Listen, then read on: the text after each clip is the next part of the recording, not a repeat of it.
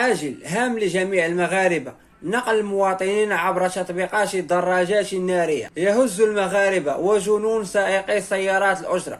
لنشاهد التفاصيل، ولكن قبل أن نبدأ اضغط زر الإعجاب للفيديو واشترك في القناة وفعل الجرس ليصلك كل جديد. علمت مصادر مطلعة أن بداية شركات النقل عبر التطبيقات اعتماد الدراجات النارية كوسائل جديدة من أجل نقل المواطنين الراغبين في تفادي وسائل النقل العمومية القانونية، خصوصا سيارات الأجرة.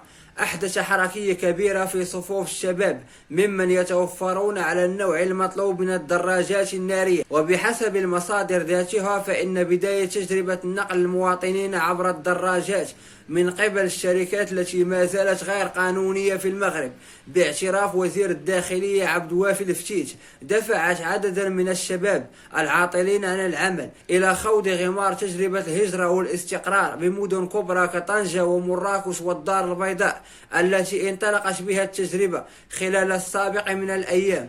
والتئم الشباب المغاربة الراغبون في الاشتغال في نقل الأفراد عبر الدراجات النارية في إطار مجموعات رقمية مغلقة يتبادلون فيها معلومات حول طرق الانضمام إلى كوكبة المشتغلين في هذا المجال وسبل تفادي النقاط الأمنية والاحتكاك بمهني سيارات الأجرة. ويقولون المغاربة عبر التعليقات في مواقع التواصل الاجتماعي إن النقل عبر التطبيقات الدراجات النارية خطر على الراغبين بالتنقل عبر الدراجات النارية، وأيضا إنها فتنة للفتيات المغاربة والاختطاف لهم، وأنها محفوفة بالمخاطر وحوادث السير.